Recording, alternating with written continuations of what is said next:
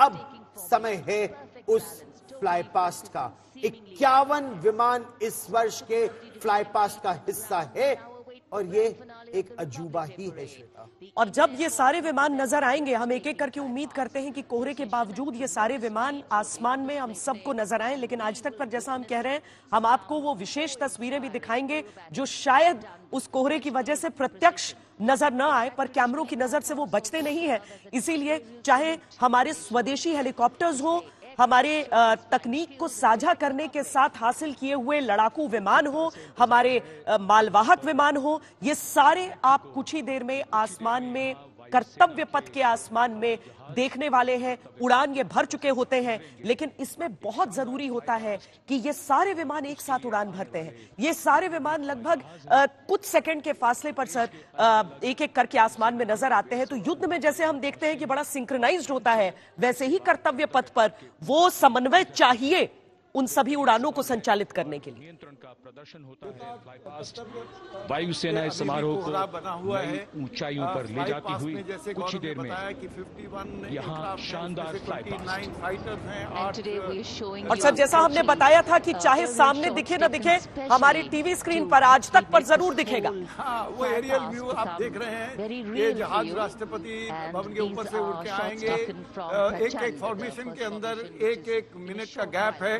1 minute का gap इसलिए रखा गया है कि जब तक वो कर्तव्य पथ को एक फॉर्मेशन पास करती है तो दूसरी फॉर्मेशन तभी आएगी। और ये कितनी दिव्य तस्वीरें हैं। ये हमारे लड़ाकू हेलीकॉप्टर है, प्रचंड फॉर्मेशन है। ये लड़ाकू हेलीकॉप्टर, सभी दर्शकों की निगाहें आकाश की ओर, और एक light combat helicopter, 2 Apache helicopter, 2 advance light helicopters mark 1V और एरोहेड फॉर्मेशन में।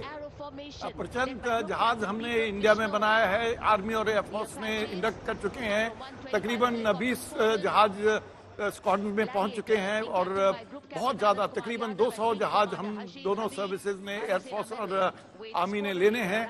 और देखिए अब जहाज नजर आने शुरू हो गए हैं। 5 हेलीकॉप्टर्स वो तकरीबन पूरा कर्तव्य पथ पास कर चुके हैं। प्रचंड फॉर्मेशन। यस, नेवी भी इसकी तैयारी में है इसे हासिल करने की, हालांकि अभी ये सार्वजनिक नहीं हुई है ये जानकारियां। टंगेल फॉर्मेशन इसीलिए क्योंकि आपको उस युद्ध की याद आती है और आपको डकोटा विमान की याद आती है। आज भी वो जो डकोटा विमान था, जो 47-48 की बात हो या फिर उसके आगे 71 में भी उसके इस्तेमाल की बात हो, तो आपको वो विमान आज भी है, मौजूद है, परशुराम के नाम से जिसे हम जानते हैं। बिल्कुल सही कहा श्वेता।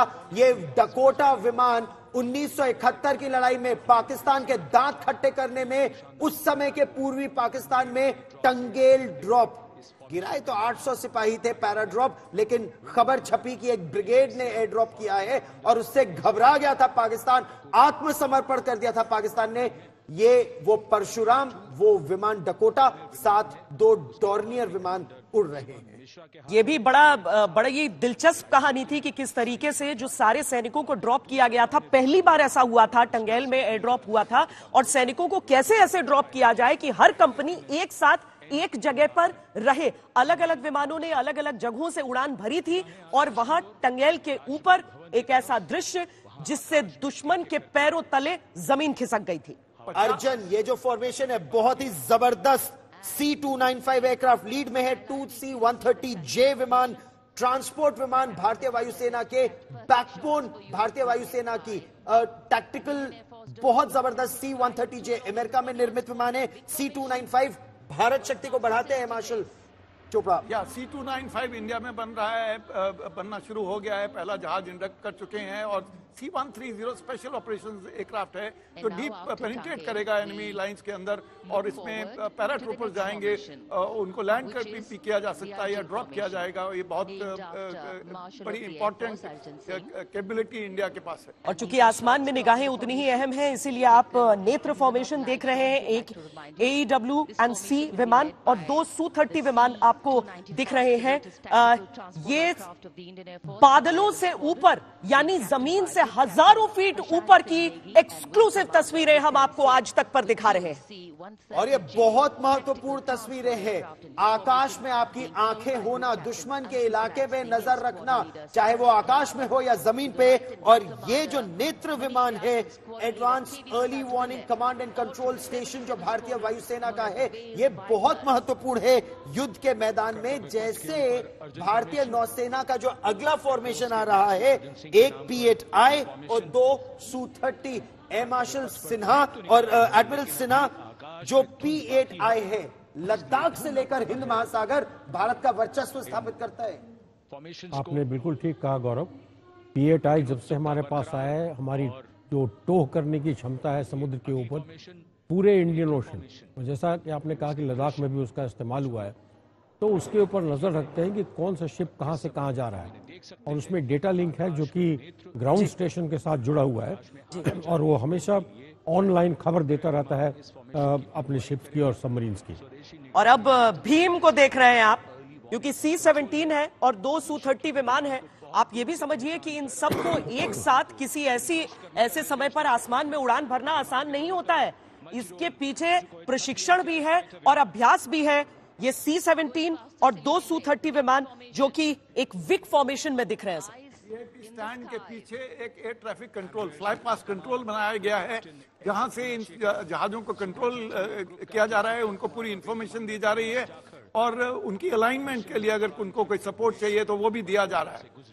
और ठीक उसके पीछे भारत का जो असल डायमंड है, हम आपको वो भी दिखाएंगे। हल्के लड़ाकू विमान तेजस, ये पहली बार है जब तेजस को इस फ्लाई पास्ट में शामिल किया गया है। कई बार ऐसा हुआ कि उसके मॉडल्स इस्तेमाल हुए, लेकिन सबको इंतजार ही रहा कि तेजस को असल में कब हम कर्तव्य पथ के ऊपर उड़ान भरते देखेंगे। लेकिन उससे पहले ये भीम का एक विहंगम दृश्य और हम अपने दर्शकों को दिखाते हैं। C-17 भीम और सुखोई 30 में जो कैमरा लगा है, Su-30 से C-17 इस समय, और C-17 से हम Su-30 भी दिखा रहे हैं। बहुत ही अद्भुत है ये तस्वीरें, और ये भारतीय वायुसेना की शक्ति, आकाश में उनका टोटल कंट्रोल हम यहां देख रहे हैं। लेकिन भारत का डायमंड अब आपके टेलीविजन स्क्रीन पर है। तेजस, 4 तेजस विमानों के साथ डायमंड फॉर्मेशन, ये तेजस विमान यहां बना रहे हैं। ये भारत की मेक इन इंडिया को बहुत बड़े तरीके से दर्शाता है। प्रधानमंत्री खुद उन्होंने उड़ान भरी तेजस में, प्रधानमंत्री ने उड़ान भरी, और तेजस अभी इंटरनेशनल एक्सरसाइजेज में, डिस्प्लेज में कई बार पार्टिसिपेट कर चुका है। पहली बार हम कर्तव्य पथ पे इसको देख रहे हैं रिपब्लिक डे परेड के लिए।